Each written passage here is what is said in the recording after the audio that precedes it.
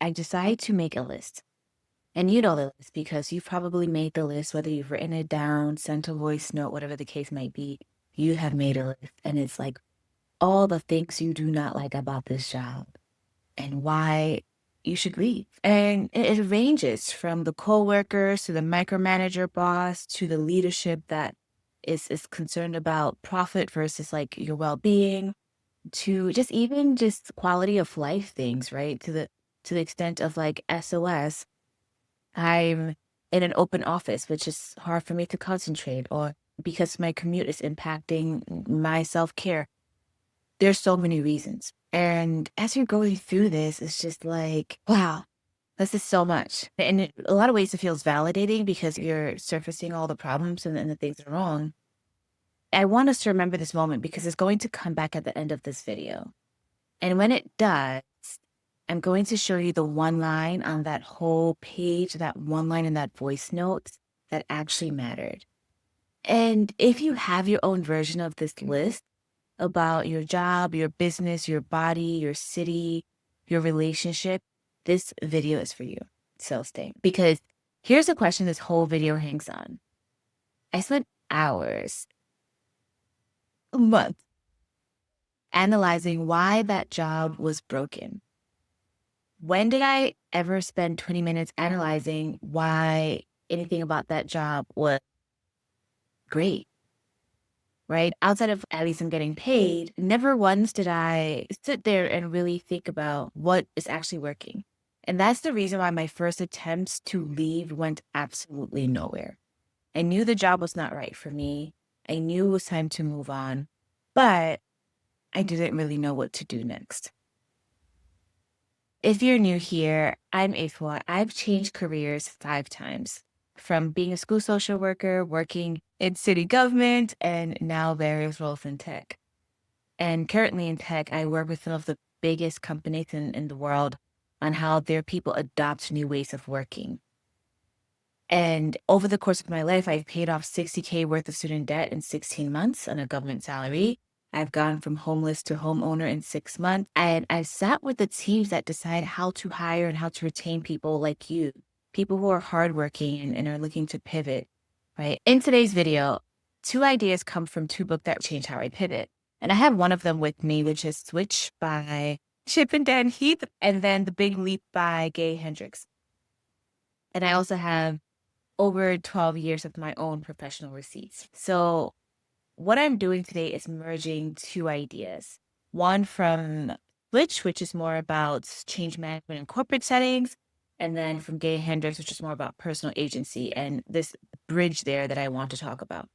Because when I first learned about the zone of genius from Gay Hendricks, I liked it. I really did. But I kept wondering, okay, how do I actually find my zone of genius? Like, what's the method?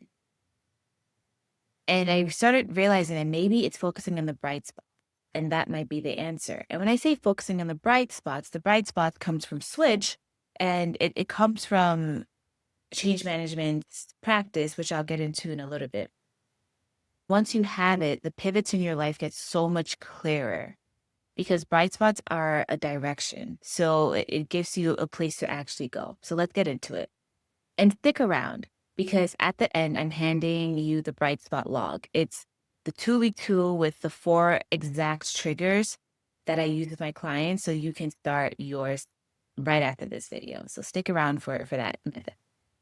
But first, let me sip some water. Let's name the pattern because I know you do this too. When something goes wrong at work or any insert whatever is happening in your life right now, you analyze it like a detective. You replay the meeting, you examine the email thread, you build a timeline, you assign motives, you call your friends, you send the voice note, and you present the evidence. It's a full prosecution. At this point, we are all esquires. We are all attorneys at law. Okay. Shout out to Living Single, Maxine Shaw, attorney at law. Okay. But when something goes right, how much time do we actually spend on that? How much time do we actually look at it and say, oh, that was good? Why? We usually just move on. So we autopsy our failures and we we rarely sit with our success long enough to figure out what's next.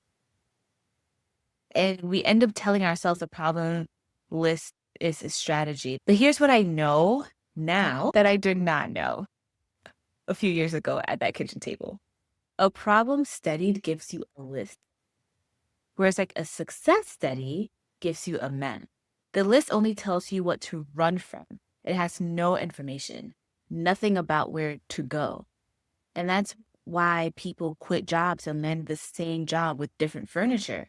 The pay bump feels good for the first month or two, but then the dread starts coming back in. And then you're wondering, oh my gosh, like, how did I get back here? And I'll give you a quick receipt on this because this is not theory for me. In my current role, I don't necessarily have Sunday scaries because after I was laid off, I did that exact work. Because as I mentioned earlier, there was some time where I was like, I want to leave this place, but I didn't really know where to go. And the decision was basically made for me, right? And I was laid off. And when that happened, I did this exact work I'm about to share with you, and it landed me in a healthier environment.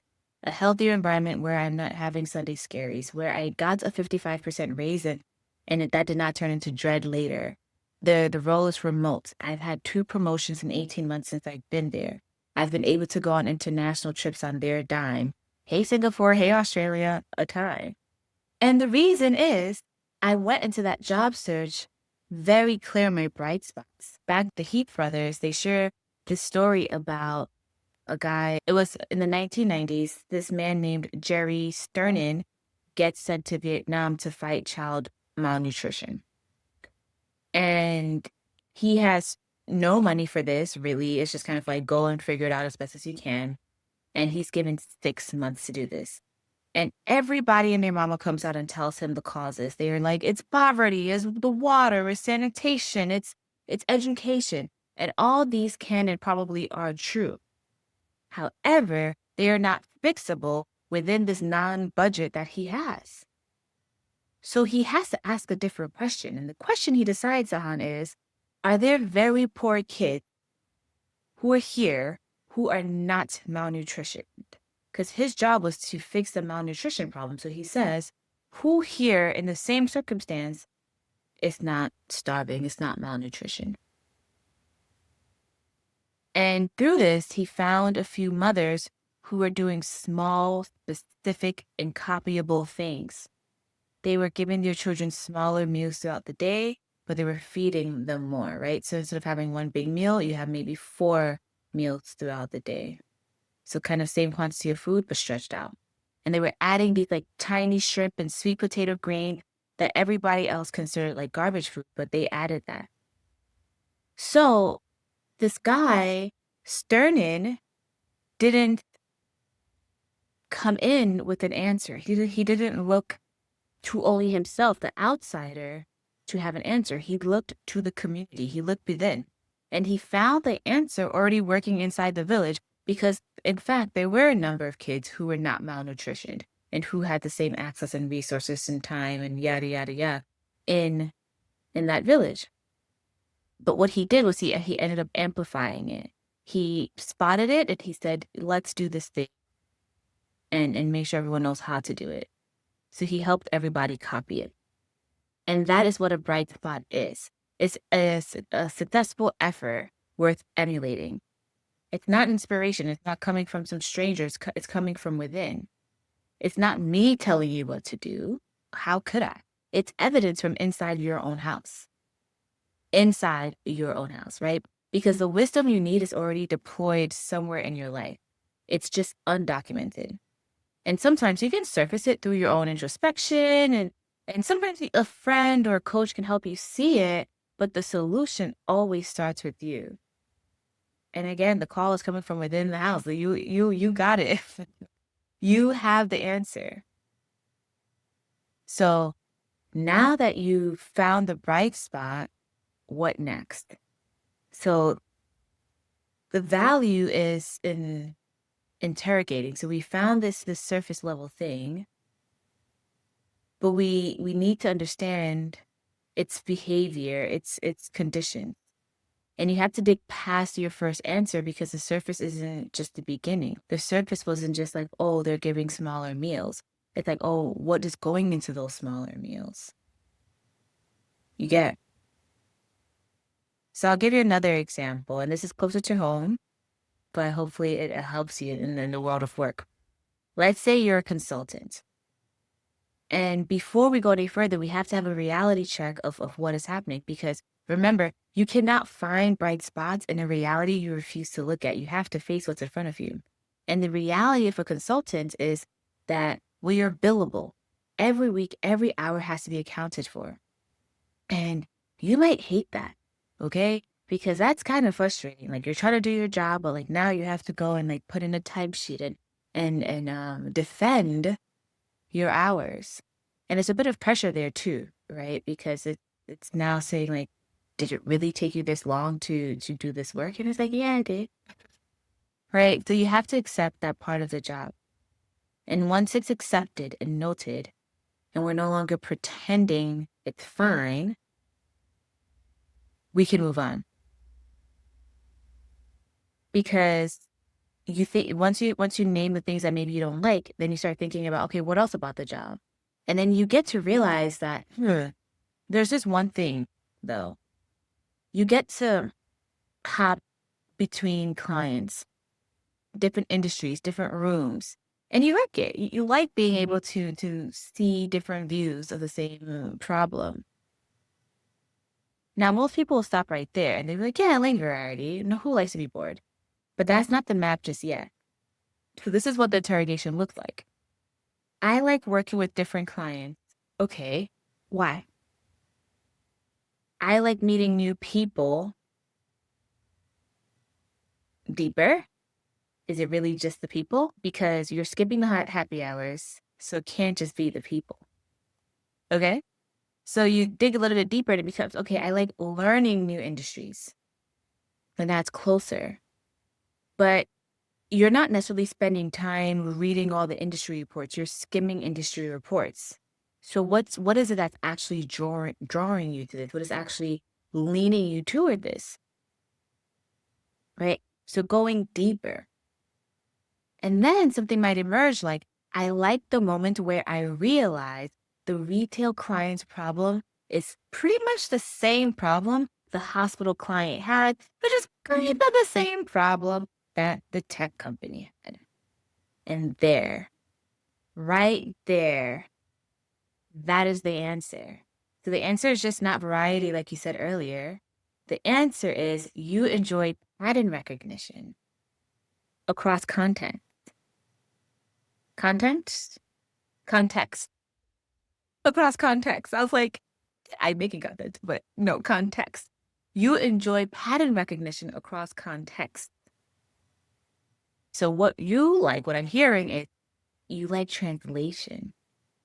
Seeing the shape in different rooms and carrying the solution across. So do you see how by going deeper, what just happened?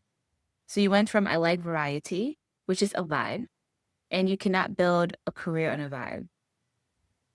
So you went from that to something that's more specific, something that's repeatable, and it's a repeatable capability with conditions attached to it. So now you have a direction. You have more cross-context work you can lean on. You have behavior. You have a behavior that you can do, i.e. raising your hand for the projects that bridges teams, right? So that you can reach out to the people already doing that work and say,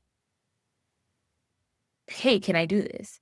And I'm also going to push and say, sometimes also you just need to insert yourself into their project. That's literally how I got my second promotion. I inserted myself in a few things. And when that person realized that I could do it, then they started giving me more work. And that's how I moved from my first role to my second role, which also happened to be much more pay. So that is how you find the bright spots. I was like, I like doing this a little bit more. Let's find the people who are doing it and do it. So now that, you have a destination, then you have the roles, and you start looking for roles that are paid for translation. They're paying you for that bright spot, that zone of genius. So that's in this terms of this consultant, solutions work, advisory, enablement. The bright spot didn't console you about the billable hours that you don't like, but it gave you a map. It gave you coordinates to where you can go to next. So with that, I think it's really important to stress that a silver lining is consolation, right? It's just kind of like, okay, fine. But a bright spot is coordinates. One makes the current job bearable and the other makes the next move obvious. And that's what we want. We want the obvious. And that's the work I do with clients who are looking to pivot, making that obvious, right? So I want us to explore that a bit more. Now, I mentioned zone of genius. So the Hedrick layer is because there's a trap kind of circling what I just shared. Kay Hedrick says we operated 4 zones: incompetence, competence, excellence, and genius. And everybody thinks the enemy is incompetence, but it's not. The most dangerous zone of your career is the zone of excellence. The things you're objectively great at that quietly drain you, right? Excellence is not genius, friend. Excellence can be a bit dangerous because it's very legible to employers. They can see it, they can measure it, and they can promote you into it. So you get further and further away from your genius if you're not very careful, right? Because what happens is that, for example, for me, I'm good at executing. I'm reliable. I deliver. So I keep getting this as like praise. But I do not thrive in execution. Like I do not love execution. What I love is strategy. So I had to consciously shift when I figured out my bright spot and my zone of genius. I had to consciously shift from doing the work and move my own narrative to live more in strategy and less in execution, because the market was very happy to keep paying me to execute forever. So how do you tell the two apart? Because it's kind of tricky. You can't tell by your performance alone because your performance is good. Okay, that's why it's zone of excellence versus zone of genius. Like you're good at it. You're great at both. You tell them apart with bright spot data. Excellence drains slowly, whereas genius gives you energy. The task you finish a task and you finish depleted versus you finished a task and you're like, wait, where did the time go? Or maybe you were aware of the time, but you felt happy to do it the whole time.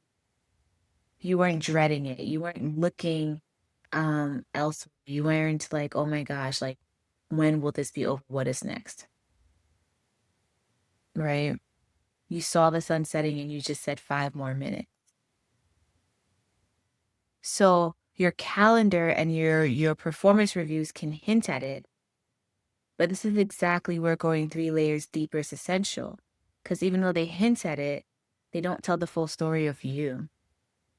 And this sets up the only career metric I actually believe in. Not the title, not even salary. Salary is a hygiene number. It's important and you need to handle it, but it's not the compass. Because the metric is, what % of your week is your genius zone? And does each move raise it? Right now, mine is maybe 70%. My first job, it was maybe 20%, and, jobs before that. And listen, nobody gets to 100%. 100 is a fantasy, and chasing the perfect job is how people stay frozen for a decade. In another video, I'll get into why I don't believe in dream jobs, because that's a whole conversation. You're pointing at a destination and raising the percentage every single move. 15 to 25, 25 to 40. That's a pivot strategy that survives contact with rent, mortgage, life bills, because you're moving closer. And here's my own receipt, the one that took about 12 years and 5 careers from social work. The part that lit me up was translating the system for families who couldn't read, who didn't know, and who didn't understand the system in front of them. Then I moved to government, and I love being part of the policy conversation that shaped access, getting students, parents, families the resources they needed for the future of work. How do we make sure you're good? How do we make sure your kid is good? How do we make sure the community is good? Then I went to tech, and now I live in the change and enablement sessions of it all.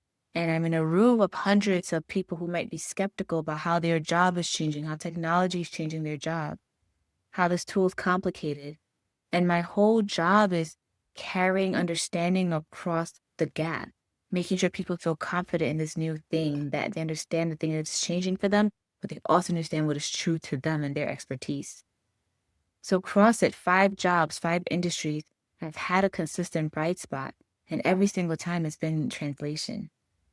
Taking what's complex or foreign and making it make sense, making it the person's who's in front of me, making sure that they can take it and live their life in the best way possible. And in a lot of ways, you're watching the amplified version right now. This channel is that bright spot, right? It's that translation. It's been in every job I've ever had. And it took me 12 years to see it because I was too busy analyzing the problems. So if this flips something in you, please subscribe. I'm here every single day for a year, giving you direction from receipt. And I'm not leaning into motivation from vibes. I'm leaning into I want you to find your bright spots. And each day builds on each other. So tomorrow builds on today. Okay, with that said, your homework. It's called the Bright Spot Log. It costs you nothing but honesty. So 2 weeks, and you're logging any moment that trips one of 4 wires. 1, your energy went up after the task, not down. It went 2, time disappeared. Time did not matter as much. 3, the result was unusually good, even if nobody noticed, even if nobody gave you your flowers. Really good. And 4, somebody asked you, wait, how did you do that? So someone did notice. So these are the 4 things to think through. That's the collection phase, right? Then you interrogate each entry exactly like we did with the consultant. What were the conditions? Who was there? What was at stake? What size was the what size was the task? What were you doing in the exact moment it lit up?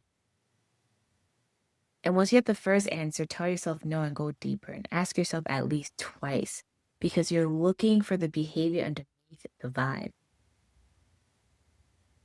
And then accept it, because this only works on a reality you actually accepted. Put the bright spots list right next to the problem list, because both of them are true. Both of them are true. And depending on where you are, let's say maybe right now the job can be 70% wrong and still contain the exact coordinates of your next move. The logs slot straight into the worksheet I use with every client because it's such an important way to think through your audit, your full web. I talk a lot about webs because I believe your career, your life is a web. You're in the middle, and then you have all these different strings that are connecting to each other that are actually holding you up and catching opportunities. And in this case, let's even call the different lines coordinates back to you. Right? So I want to go back to that Sunday night that I had my notebook. I was writing down all my problems, 14 problems, written quickly, and it felt like strategy, felt like I was doing something. And I was looking at it years later, and I saw it. Item number 8, like right there in the middle of all of that complaining, it was not a problem per se. I had written, at least the client sessions go fast. Every 3 months, I get a new client. And I really genuinely do love that about consulting. I love that you solve the problem, you give the solution, you move on. Right? 13 problems told me what to run from. Well, 1 bright spot knew where I was supposed to go. And in my whole career, a lot of people ask me, how did you go from school social work to now working in change management and tech? And I've always followed the bright spots. Even if it's 1, I just need that little light, and I will go through. and I will go through it, and that has kept me moving. And when people talk about the future of work, and the reason why I love talking about the future of work is because you will always consistently find bright spots. As long as you're paying attention, as long as you're doing the work, as long as you're doing the log, you only need one bright spot to follow to the next thing, and way leads the way. So analyze what's working. That's the serious work. That's the thing that needs to be done, right? And study your successes like they're maps. With that, tomorrow we're going to talk about why dream jobs don't exist, and I'll tell you what to build instead. And in the comments, tell me one thing that worked for you this week, and then tell me why. And then look at your why and go one level deeper. The best interrogation becomes a follow-up episode, and I'll credit you, of course. So with that, I'm Afua. Life is a web. Learn the logic, pivot with direction, and I will see you tomorrow.